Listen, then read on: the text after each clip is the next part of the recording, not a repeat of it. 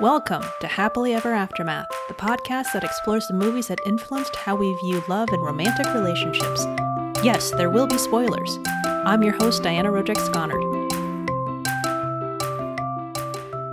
My heart belongs to Daddy, Marilyn Monroe. We're talking about the movie Little Voice from 1998, and it's Ewan McGregor. So I have to have a very special guest with me. Hi, Meg. Hi, Diana. Thanks for having me back for yet another wondrous Ewan McGregor. It's first of all, the weather is beautiful. It is. So I'm glad that you're here yet again to talk about this. I don't know. The filmography kind of works, but then going through what he has been in, I'm just like, well, that doesn't work. That's a horror movie of some kind. I guess they kind of... Never mind, it's Shallow Grave. I don't think I could work with that. What else we got? Yeah. And then, for the most part, I was not going to do Attack of the Clones as much as producer Ryan and myself would have loved to talk about it. As much as the suggestion came up, I was not about to out anybody, but yes. But thank you for coming on. I picked this movie because it was... one that was part of the whole, being swept up in watching The Phantom Menace many, many, many times. And I'm just like, hey, who is this Ewan McGregor guy? And then just grabbing all these different movies. I'll tell you this much. Little Voice it's not one that people know. And I Googled it, and apparently a TV series is out called Little Voice, and that got confusing really quickly. I'm like, is this based off of the same movie that was also based off of the play? No, they're singing too. So, but when there's Little Voice, I guess that's not too hard of a stretch for I guess it singing. would probably be about singing, yeah. Or, I'm not even going to get creative. Good for them. So this movie, the cast it's pretty great. So Brenda Blethyn, Jane Horrocks, Michael Caine. Hey, Ewan McGregor, who would have thought? Philip Jackson, Annette Badland, and Jim Broadbent, which he looked a lot greasier than I remember in this movie. I thought it was funny that Jim Broadbent was in this movie because I saw a lot of parallels between his character here and his character in Moulin Rouge, which we also talked about for a past Ewan McGregor. But Once again, he's the MC introducing the young ingenue and all that jazz. Well done. It's so funny because I want to say that this was my introduction to Jim Broadbent. So I'm just like, yeah, he's like forever in my brain, Mr. Booze.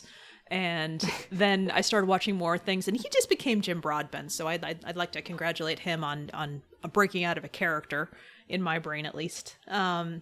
So I read the synopsis off of the internet. The Google search failed me, and the IMDb description failed me. So, I mean, for the most part, I'm just going to try to, if you could help me out a little bit, Meg, it's the main character, LV, stands for Little Voice. She is, let's just say she's pretty much traumatized by the death of her father and doesn't exactly have a great relationship with her very, I'm going to say rambunctious mother. And she likes to play classic records that was left to her from her by her father. And she has this amazing talent for mimicking these very talented singers. So Marilyn Monroe, Judy Garland, and the rest, because I'm actually not very good at naming all of these singers. And on one side, you have her mother, who is dating a talent agent played by Michael Caine. And he hears that and he's like, oh, this is my ticket out of here. So it's a classic, this is my ticket to the big time situation. And he's, trying to convince her to get on stage. And the story continues. So I think that's a good synopsis. I would like to talk about the IMDb synopsis for just a moment because it's crazy. The floor is yours. Please do. So this is what they had to say. A shy, reclusive lady is convinced by an invisible entity to sing. Subsequently, she finds herself noticed by a sleazy talent agent and her talent being showcased on stage. She also meets a kind but nervous man who becomes her best friend. So I just loved that this invisible entity, this is her memory of her father, essentially. But if you were reading this synopsis, you might think that it was a literal ghost or perhaps even an alien. And I think even saying that Ewan McGregor's character becomes her best friend, that's a little bit of a stretch even, I would say. So a lot of the times these particular synopsises aren't quite right, and then I just yell about it in real time on the podcast. And thank you for reminding me of my roots, because I just no, bad description, very, very bad description. It's like the person didn't actually watch the movie. It's like there was a game of telephone and several people told other people what the movie was about, and this is what they ended up with. A disembodied head appears and encourages her, sing for me. No, it's like Phantom of the Opera style. Yeah, it was a phantom. It was a phantom like opera person who is telling her to sing. Yeah, the phantom of her father. And if or maybe somebody watched this but with the sound off, and it's just like, hey, a ghost is making her dance and sing, I guess. A black and white ghost is speaking to her, and not speaking to her, actually, just staring at her encouragingly from her doorway. Right. And this is probably a good okay, no, I can't go on until that other part. And he becomes her best friend. Uh-huh. Yeah. Sure. I don't want to push the concept of the friend zone, but this synopsis is friend zoning Ewan McGregor. So, yes. Seeing this movie, I should probably put it in the context of, again, I mentioned that I was, being swept up by Star Wars fever, and Ewan McGregor was hitting it big as Obi-Wan Kenobi. And again, this one, I actually managed to, I hope the statute of limitations has passed on this, get a bootleg copy off of eBay. It was actually not a bootleg. It was Oh, that sounds like an ambulance. That was supposed to be cop sirens coming after you. Oh my goodness. Allegedly, I was on eBay, and allegedly, I think this was the one that made me laugh so hard. The screeners that you were not allowed to resell, that actually tells you on the VHS cover, and also on the movie itself, the thing at the bottom would say, this movie is not for resale. It is against the law. Not even just the FBI warning thing before of it. And even better, it switched to black and white periodically.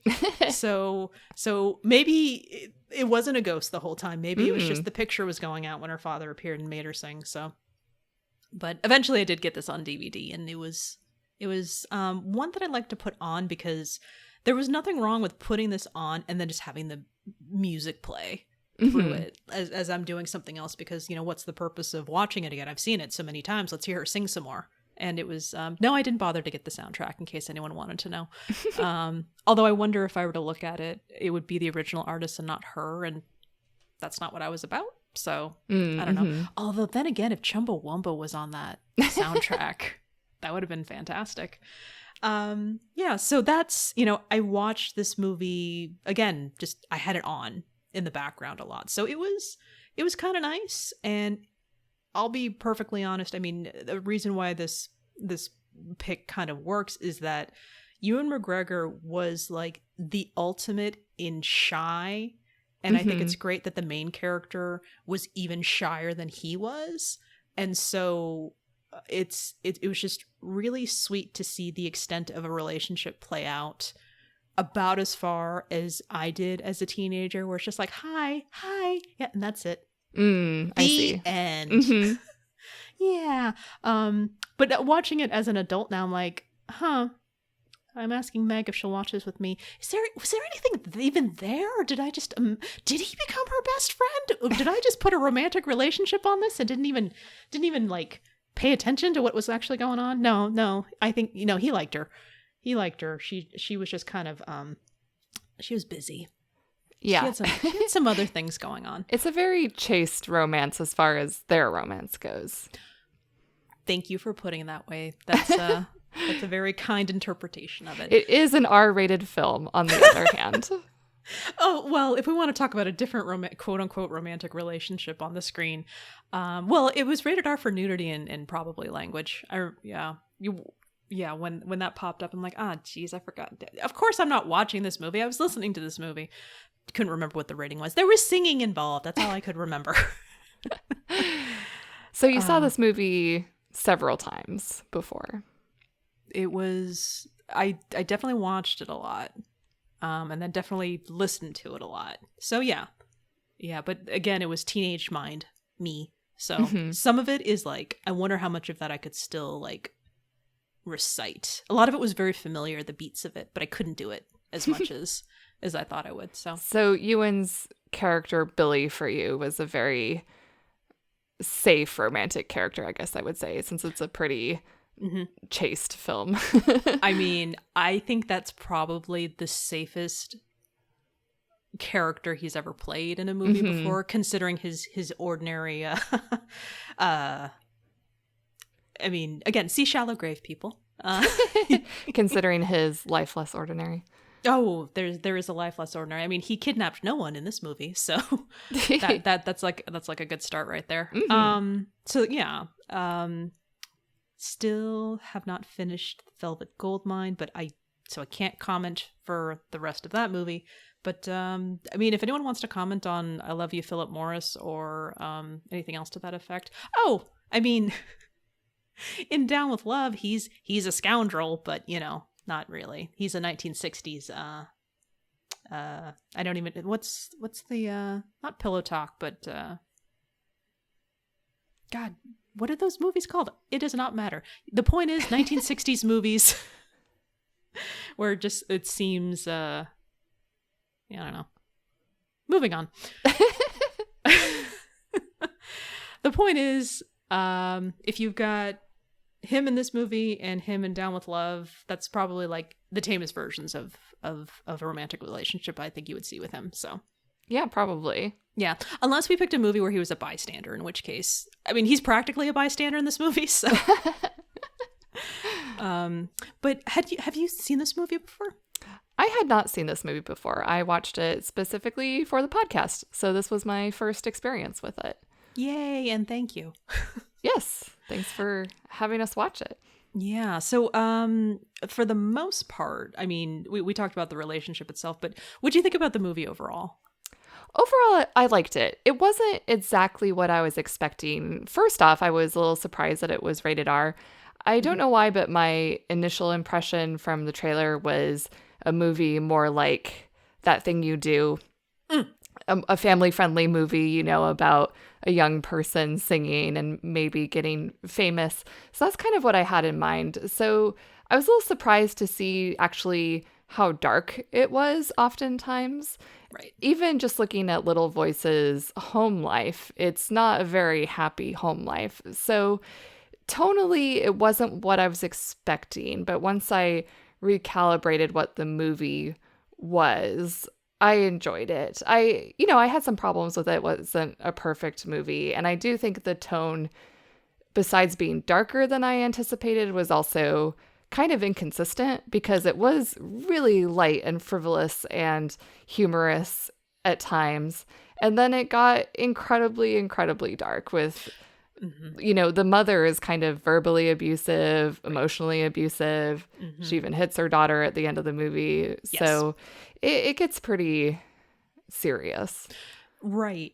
It's when I had pitched this and then after I watched it, my first impressions are, you know, the singing, that, you know, the fact that she comes alive on stage, it's so great. Oh shoot, that's right, the parental abuse. Oh no, I'm sorry, Meg, I'm sorry.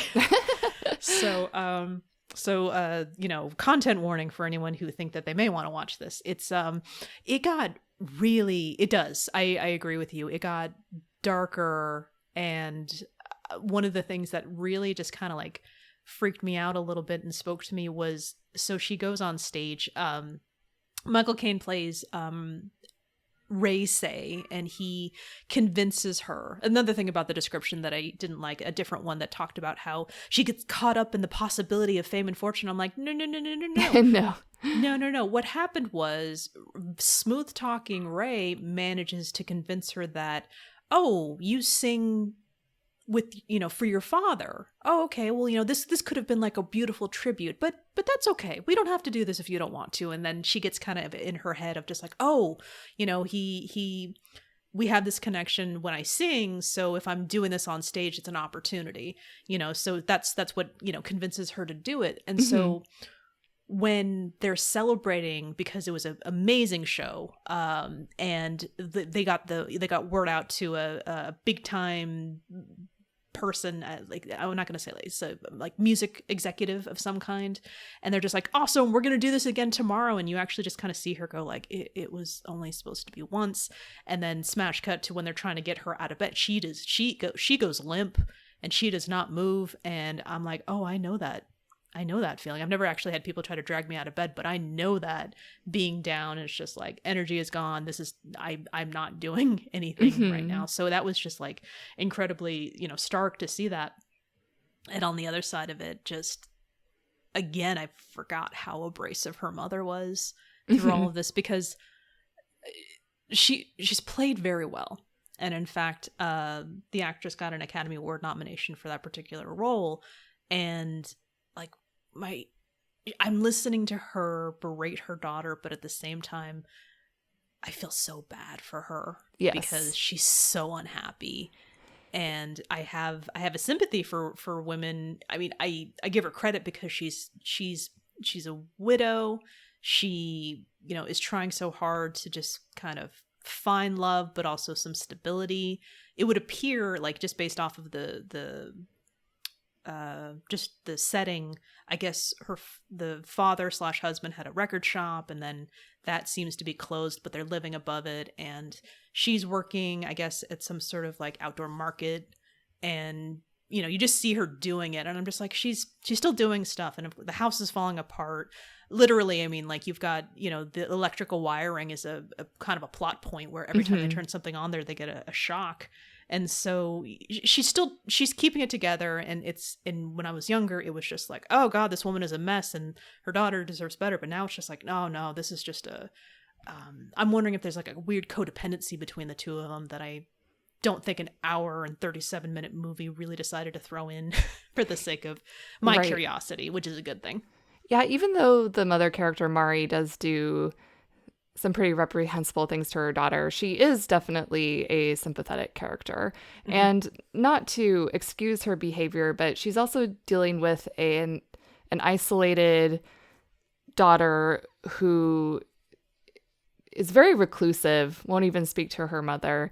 And the daughter, LV, has deified her dead father. Yep. She only speaks to her dead father. She's made her dad into this saint-like figure almost.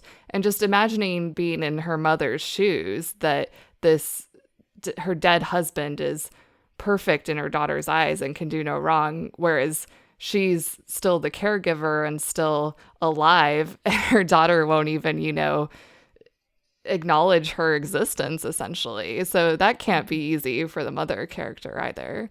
Right. And there was also some like conversation between the two of them where it was just like, you two were always together, and it was always just the two of them, and she was also there. So even when he was alive, he clearly like doted on his daughter, which happens, but clearly it was at the expense of his wife. And she does seem to see her daughter as competition, which is definitely not healthy. No. Lots of things that she does not healthy. There's the drinking to excess. Drinking not bad. Drinking to excess, don't care for that at all. But yeah, I mean, again, not a great character, but I don't cast her as the villain. There's a lot of people who are just like are the villain, but I just see this, this like weird desperation in all of them. Definitely. And it's a great performance, and it's a very, very funny performance at times. I was half hoping that your quote at the top was going to be, "I've got tits, a gob, and an ass that won't quit." Which is how she describes herself. So. I briefly considered Make Way for a Woman in Lust. That's good too. Yeah. No, she definitely has the lines, and I definitely had to turn the subtitles on for some of it because I'm just like, whoa, she's going so fast. I really need to figure out what she said. Subtitles are only helping about 25% of the time. Awesome. I also really liked Michael Caine's performance. I think his was probably my favorite performance of the movie, to be honest. You know that meme that's been going around recently that's like 4 pictures of an actor or actress in different roles, and it's like, he understood the assignment or she understood the assignment, you know, and it's supposed to show how they've been transformative across these different roles. Well, I feel like Michael Caine is the embodiment of the he understood the assignment meme, because he never phones it in. No matter the role, he is giving 110%. I hate that phrase. I don't know why I just said that. But he's really giving it his all here. And in the beginning of the movie, I'd say in the first 2/3, he's also very sympathetic. He's very humorous. He's almost sweet in a way. You can see him manipulating LV and saying exactly what he needs to say in order to get her to agree to perform. But at the same time, it's almost like he's also sincerely trying to encourage her. It doesn't ring entirely hollow. That's something that on rewatch was actually kind of great, is that when I was genuinely paying attention to him convincing her, I'm like, he's not hitting anything that she's not receptive to. I mean, now granted, there's a manipulation aspect to it, but at the same time, he understands her. If he didn't bother to understand what her motivations were, then it would just be like, you know, he would get nowhere, of course. But at the same time, he took the time. He surveyed things, and I'm just like, oh, this is probably why he was very good at what he did when he was younger, and he had more access to, you know, talent. So, you know, he's definitely charismatic in the role while still being like sleazy in a different way. Yeah. So, and then one of the things that the reviews had actually commented on about, you had mentioned tone, and it's totally right, because there are things that are more serious than they should be, and then light and frivolous when the performance is happening, and then back to like, oh, this just got really serious really quickly. One of the things that was pointed out is just that all of a sudden, like, he just becomes a raging villain. Yes. And it doesn't really seem, I think what happened is that, again, an hour 37 is not enough to show his absolute desperation, because you watch him pawn his life away for this one performance. And my thought on that was like, right, but you did it for the last performance, so how are you getting everyone back for the second performance? I don't fully grasp, but again, I'm not the accountant of this movie, so I'll run with it. But so I can see his desperation, but at the same time, it came too cartoony too quickly. I would agree with that critique for sure, because he turns very, very mean and cruel almost on a dime. It's kind of a heel turn. And like you said, we do know that he's desperate. He's terribly in debt, and even more so now. But even knowing that, the way that we see the character in the first 2/3 or so of the film, I don't think was enough to justify this complete change in his behavior. Yeah, I didn't like that. I think they could have made him be the antagonist without being the evil villain at the end. Agreed. And another thing I should probably say, you know, just for the basis of the podcast itself, like, so Ewan McGregor is in this movie. Oh, yes. And well, that's a theme, but like the movie itself, it's like, so they're installing a phone in their home, and he comes in and he takes an interest in LV, and you see him just kind of like come back and try to talk to her. And then he does kind of like this other thing where he has, you know, access to the service truck to where he can kind of go up to where the telephone poles are, and he does a very, in general, kind of stalkery, but at the same time, when you're young, it's so cute. It's so cute. Oh my God, he's Romeo and Juliet. I was going to say, is it stalkery or is it Romeo and Juliet? You say tomato, I say stalkero. So, no, I just wanted to put both of it, because one interpretation could be like, oh, that's so sweet, he's Romeo and Juliet, her, and the other interpretation is just like, dude, back that truck away from her window, please. Don't put a cherry picker in the girl's window. So there's that. But it's so funny, because he he talks to her just a little bit. He hears her playing the music. He scares her. And then she does open up the thing and they talk. And he misinterprets so many of the things that she says because she's just talking about her records and he wants to talk about. So he's a pigeon keeper. I don't know how else to describe it. He keeps pigeons. So he'll say things. And part of the joke is like, who's Dwayne? Dwayne is his bird. Get it right. And she'll quote Marilyn Monroe. He's like, oh, like, hence my heart belongs to daddy. Oh, Marilyn Monroe. Oh, yeah. So it's just a cute nervousness between the two of them. But one thing I should note is this movie was adapted for the screen. It's based off of a play called The Rise and Fall of Little Voice. And the romantic arc between her and him, not in the play. Also, the big climactic end that involves the saving of a life, also not in there. Again, the critics have pointed out, yeah, these were unnecessary plot points. And I'm like, I'm sure on the stage show, yes, because you can perform a lot of the songs and that's what people are coming for. In a movie, you kind of need something to drive the plot along. Otherwise, it's just like a videotape of a play. So I see where they were coming from, but at the same time, if it didn't have it, I'm not sure how I'd feel about the movie as a whole. I didn't particularly like the house fire at the end. Yep. Which was what you were just referencing, where Billy, Ewan McGregor's character, saves LV. I do understand that they wanted something a little bit more cinematic than a stage performance, but the real emotional climax of the film is her doing her performance for her father. So it really made the most sense to me, narratively speaking, to have that be the actual climax of the film. So it makes the ending bit seem kind of unnecessary and a little bit tacked on and a little bit anticlimactic, even though there is, a raging fire that they have to escape from.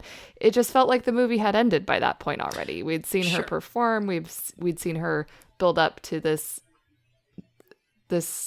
obstacle, essentially, that she had to overcome. She, at some level, wanted to do this performance for her father, and it was so difficult for her because she's so painfully shy. And then it was like, oh, and by the way, a fire.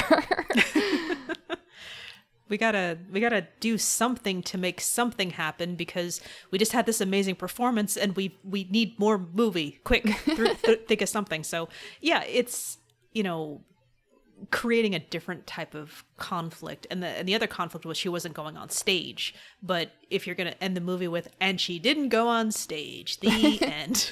Right.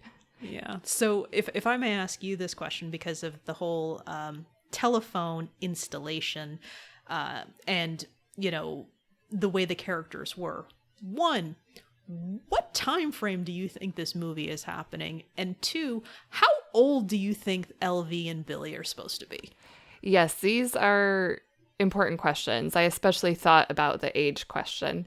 The time period, also a good question. I think maybe less relevant to me to what I thought about the film. I will say, however, that I knew the film came out in 1998, and I assumed that it was therefore set in 1998. Right. But then, like you said, the phone, the technology, it seemed earlier to me, especially since we have this ostensibly young woman who is interested in quite old singers. Or singers not of her time. I suppose that could happen to anyone of any generation, but it seemed more believable to me if she were in a slightly earlier decade than the 90s. But then we get Chumbawamba. Correct. Performed within the movie itself. And I was like, whoa, what year is this? I mean, are they doing like a Marie Antoinette thing where technically it's this time frame, but the music is here and it's now, so don't get confused. Yeah, it was Bridgerton vibes. Oh, right. Yeah, that'd do it. So, yep, that'll do it. I don't know. When do you think it was supposed to be set?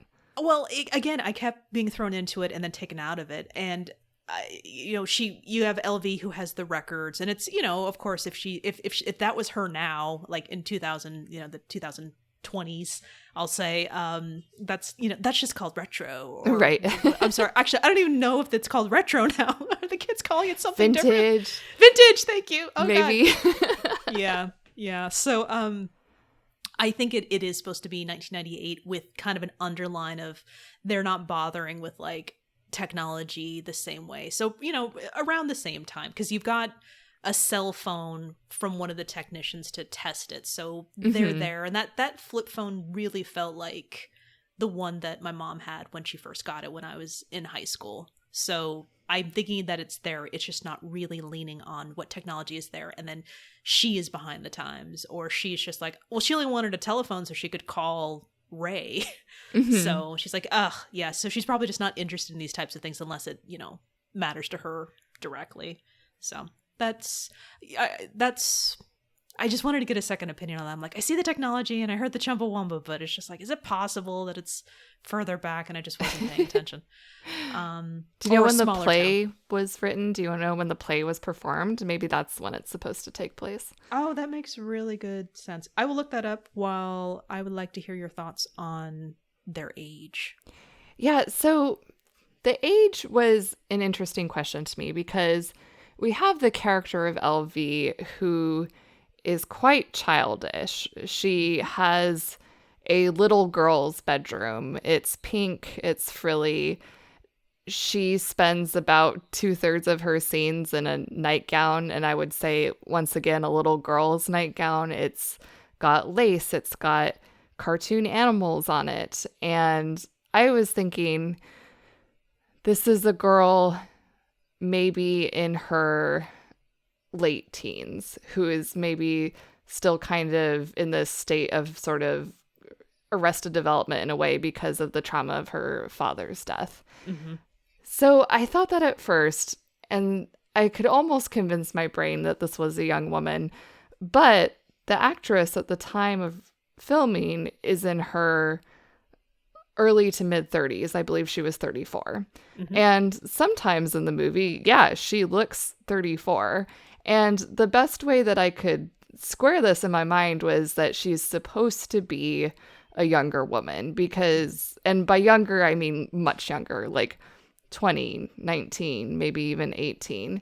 And I think I have to go with that interpretation because if we're to believe that she's a 30-year-old woman who is still acting like a little girl, I have to think that, well, then the way that everyone treats her just becomes even more predatory in a way, kind of, because I feel like, well, maybe this woman needs some sort of care or something. I'm not sure. But if I assume that she's an 18, 19-year-old girl, then that makes it more palatable, I guess. Not that anyone should be manipulating young women. But anyway, and Ewan McGregor, I assume that his character is maybe a couple years older than she is, early 20s.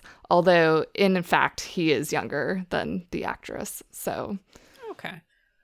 No, that feels about right. And with everything that you described, I'm kind of right there with you. Not to bring it back to Bridgerton again, but I do believe the 15-year-old was played by a woman in her 30s. So it's very 90210-esque casting. So it totally makes sense. But the show premiered in 1992. Oh, okay. So I can see the vibes of that really kind of coming through. It's just like, oh, sure, and then throw a cell phone in there because it's kind of now, but doesn't have to be. Yeah. I mean, I agree with you in that she's past school, although I wouldn't think that her mom would have been very strict about keeping her in school. Yes, I mean, I can see her just being like, if you could work and make it so I don't have to, that'd be great. But she's not forcing her to, so that's something at least.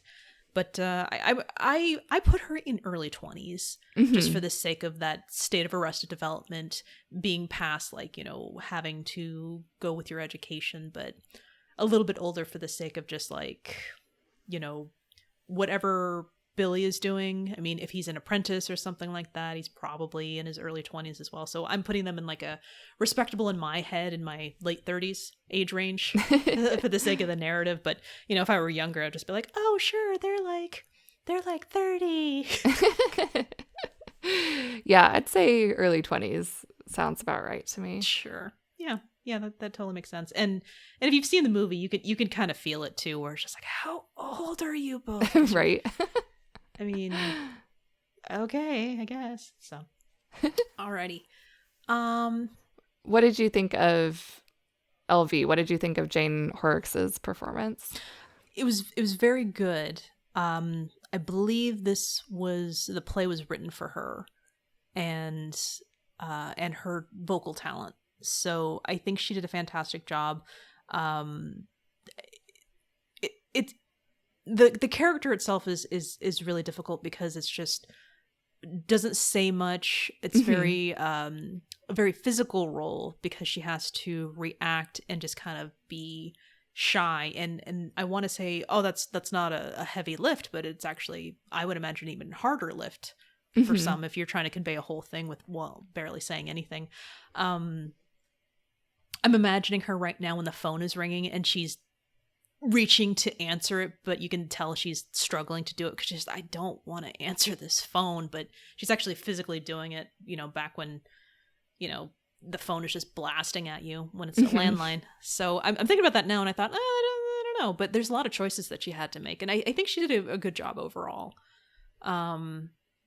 Singing was great, although when I revisited it, it occurred to me that it doesn't seem as special now as it was back then, because you have tons of people with various types of vocal talent or multifaceted talent on YouTube, barely recognized. And so it's just like, oh, I bet you I could Google somebody with like 5,000 subscribers who could do this right now too, and then find another one and find another one, and it's just it's an interesting talent.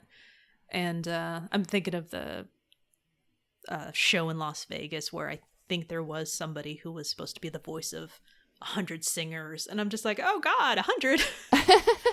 They go from Shania to Celine to Whitney, and I'm like, how is that even possible? You know, that's another thing that I thought about when watching this movie, and I don't know if I ever entirely buy the premise that she was going to be this ticket to fame and stardom for exactly the reasons you said. Especially nowadays with YouTube, with TikTok, we get exposed to a lot of people who have a lot of talent. And I would say it takes more than being able to do a passable impression of someone to become famous. And Judy Garland wasn't famous because she imitated other people. She was famous because she was one of a kind.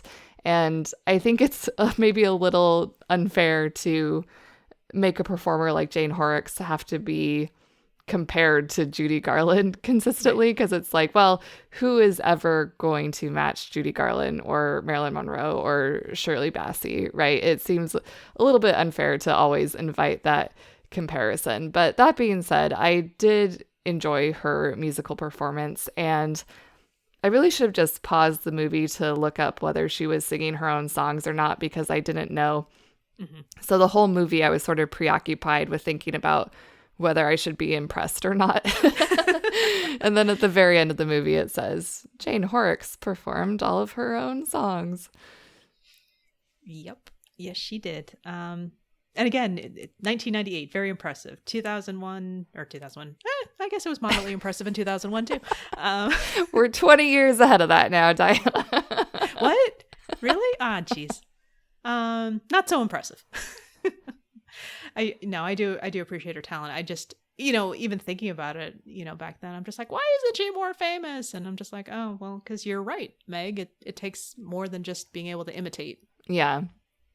Were you familiar with her from the show Absolutely Fabulous? Not beforehand, but I read about it afterwards. I'm just like, oh, apparently she's on Absolutely Fabulous. I've heard of that show. I also am not familiar with that show. I haven't watched it. I have some friends who love it and would recommend it if they were here. But no, I can't speak to her performance in Absolutely Fabulous either. Right. Right. Or I don't even know if that's her real voice, the way she was talking throughout this whole movie. Also, for a good portion of the movie, I thought that she was Shirley Henderson because I believe that they have very similar voices. So Shirley Henderson does also a lot of voice acting like Jane Horrocks does, but what I best know her as is Moaning Myrtle in the Harry Potter series. Oh, okay. It's so funny because you said Shirley Henderson, and I'm just like, why am I thinking of the mom from the Partridge Family? No, but yeah. Whereas Moaning Myrtle and also from Bridget Jones's Diary. Yes, all three of those movies too. That's yeah. She's in a Doctor Who episode. She's in a lot of British stuff. She's in some of that stuff where you might recognize her. Again, she was like in her 30s when she played like a high school student at Hogwarts. So. Yeah, I'm like, wait, I'm supposed to believe that Moaning Myrtle is 12? Okay.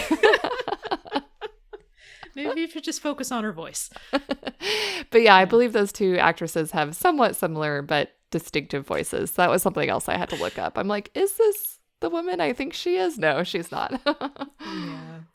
Yeah. So in a, regular format of the episode, I would ask, when did they fall in love? But I think a more on point question is, hey, Meg, when did they make eye contact with one another?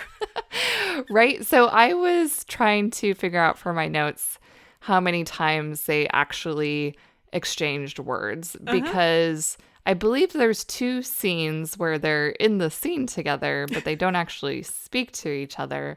Yep. And I believe they first speak when he sees her outside her balcony when he's on the cherry picker and he comments on her singing. And I have to say that scene was quite a relief for me because also at that point I wasn't even sure whether LV was ever going to speak to someone really. Right. So it was quite refreshing to have them have an actual conversation.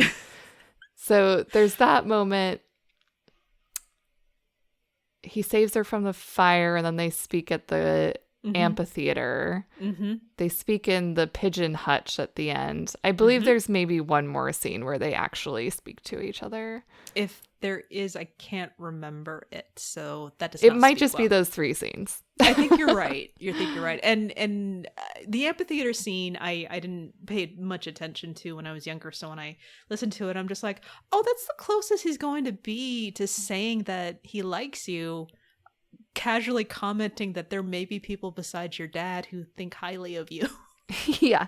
So, yeah, if we're going to talk about romance or love when it comes to these two, I do think that Billy has a little bit of a puppy love infatuation. I would never, ever describe it as true love, quote unquote, because as we've just said, they hardly even know each other.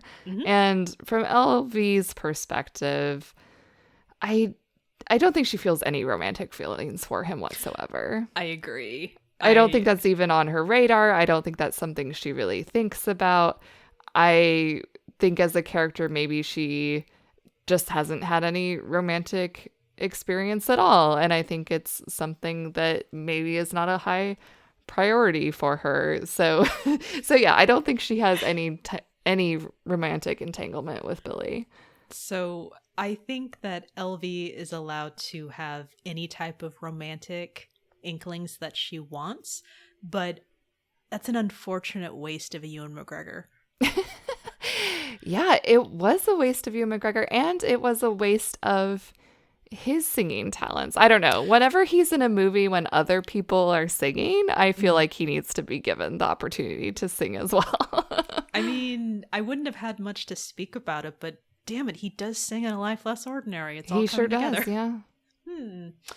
Okay. Yeah. No, I agree with you where it's just like he's not like enamored with her, and I tread very, very carefully when I use this expression, he's a nice guy, because he definitely is looking out for her. He wanted to go see her. He took his boss's very gross advice of how to return to a house when you know a woman, like the husband's out or something, and clearly she's looking for someone to sleep with. And I'm just like, okay, I don't really remember this, but it is kind of coming back to me. And he basically he uses any excuse he can to talk to her. And it's very chaste, as you mentioned before, cherry picker thing aside.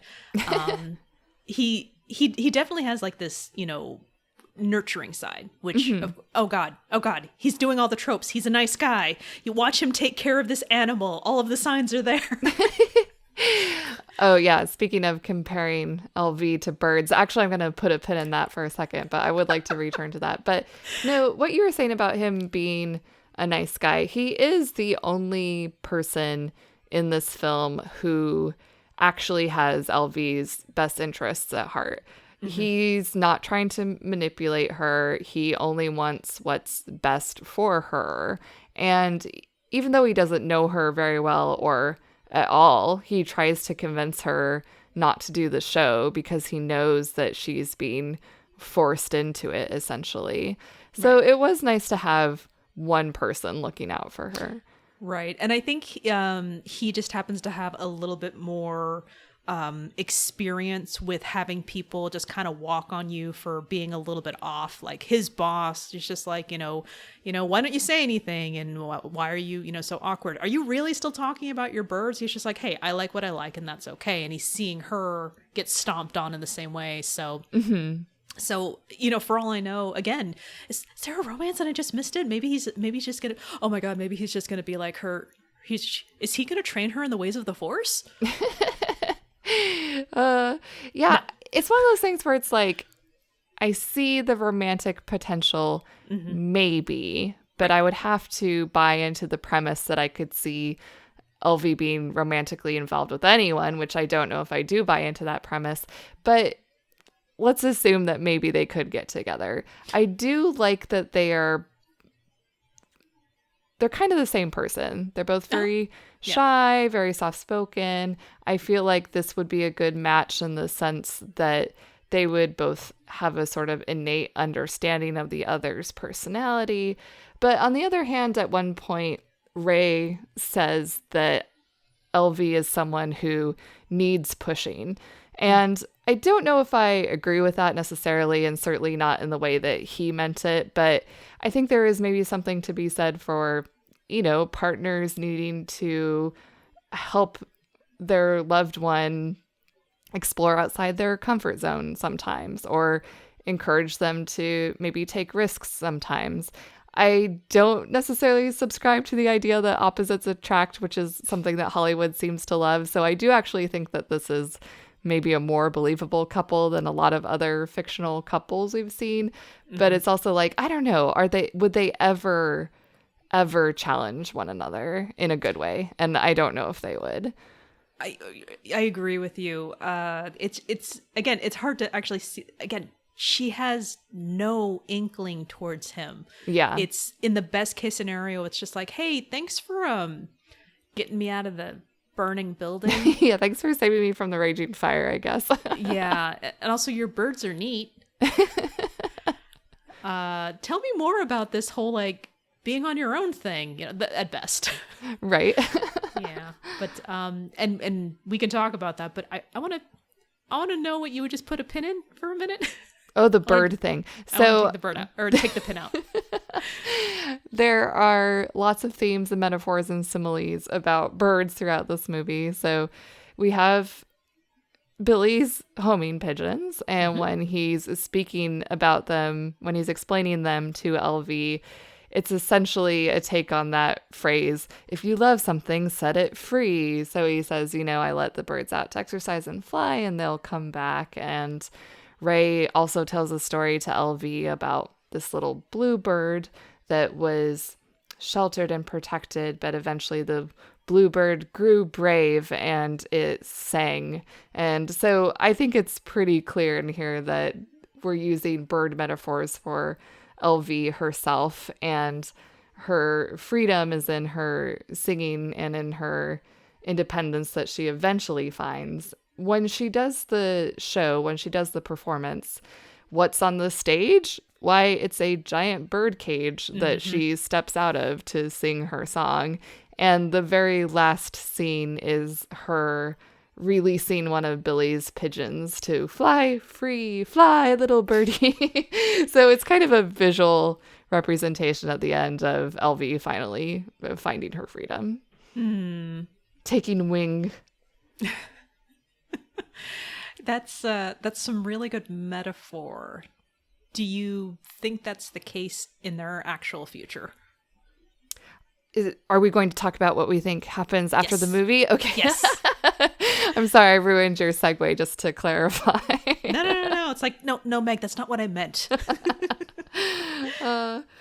So one thing that I did really like about this movie, and I think was sort of necessary if we're having the darker tone, is that LV finally stands up to her mother and expresses why she's been so reclusive. Like, her mom never lets her get a word in edgewise. She never listens to her.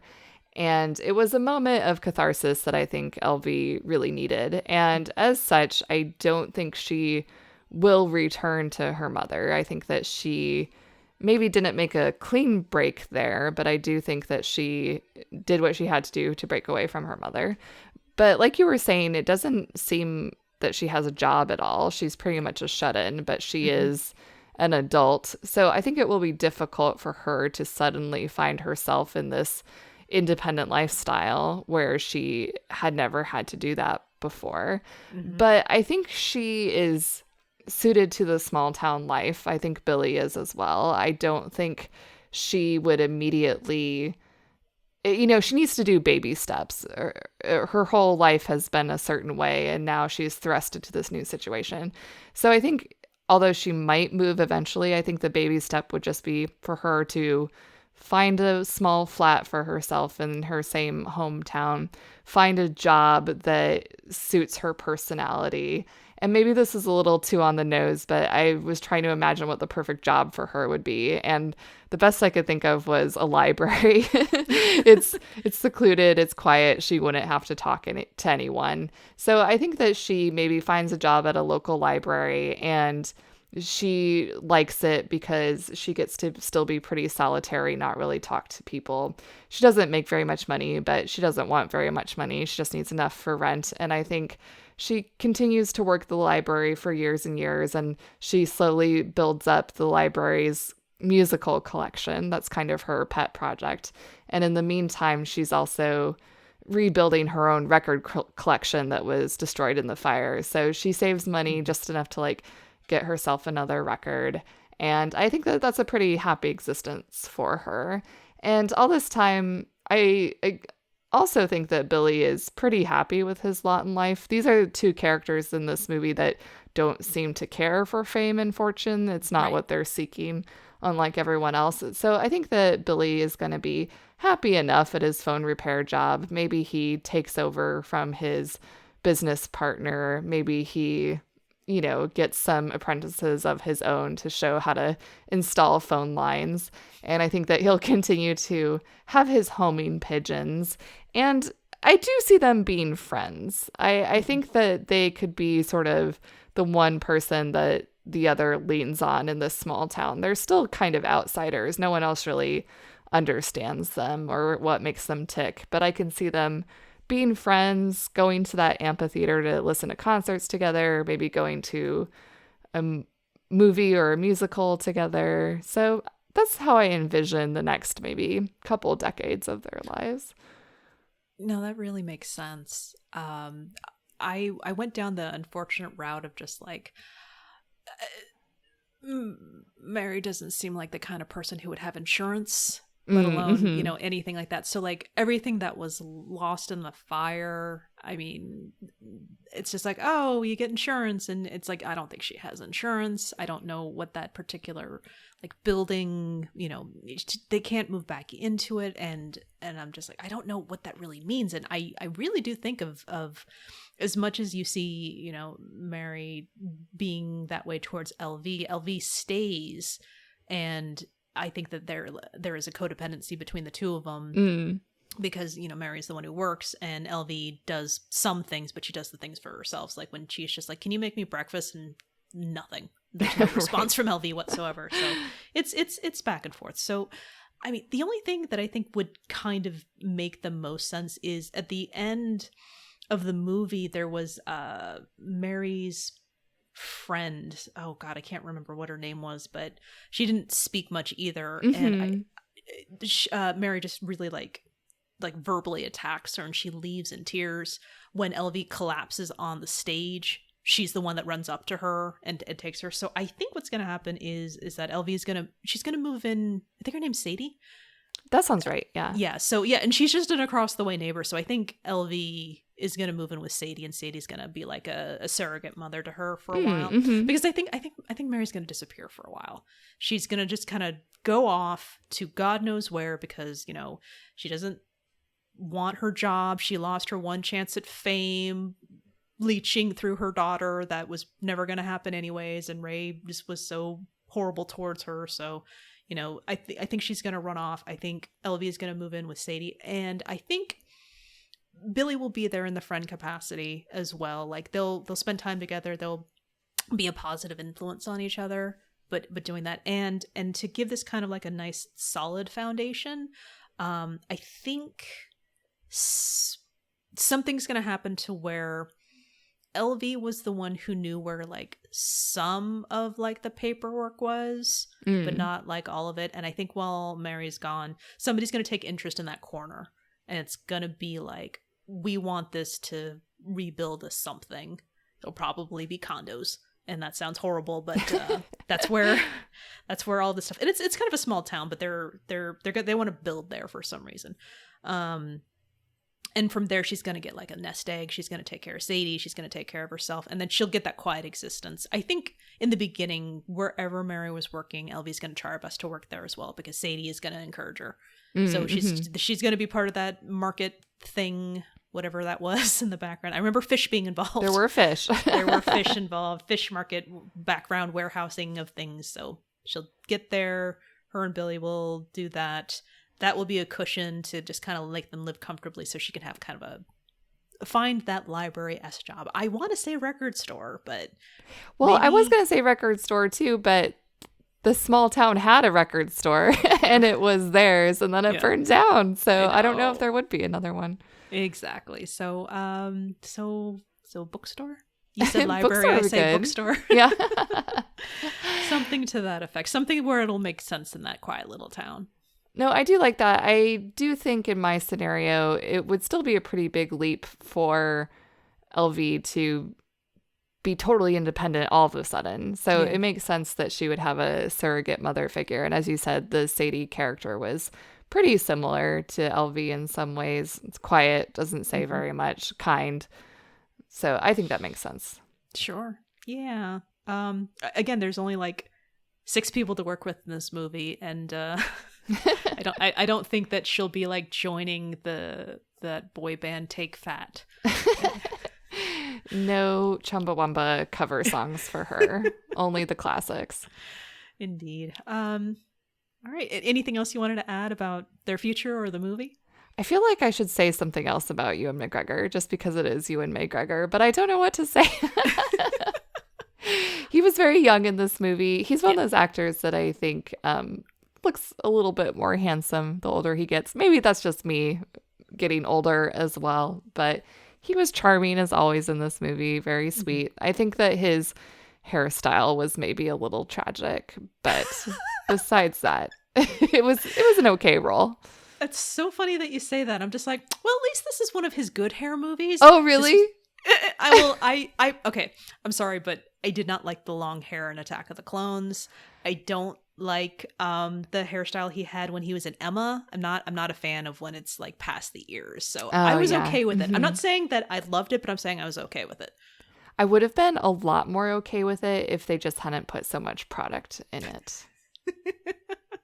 Well, I'm just glad he didn't have the little ponytail in the back. I didn't care about that one either. No little Padawan side braid rat tail thing.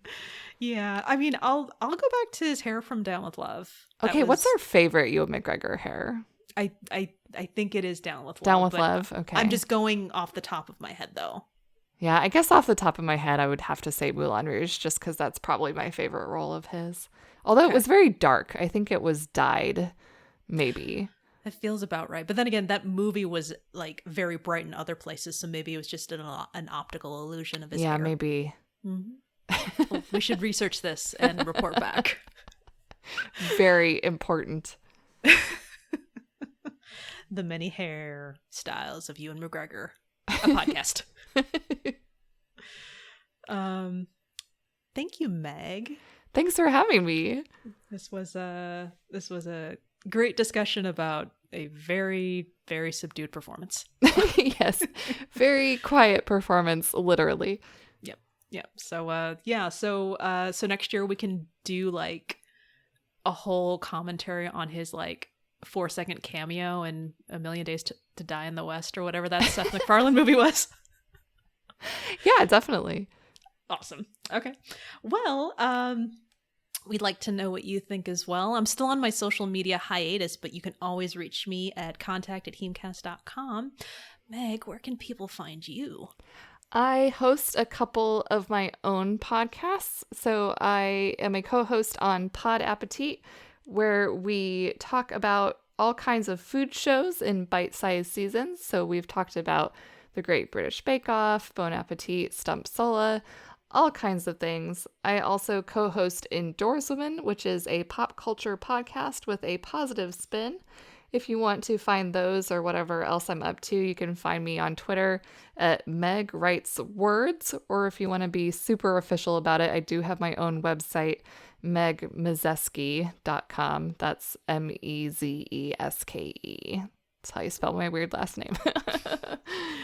Thanks, Meg. All right. So until next time, may your aftermath be happy.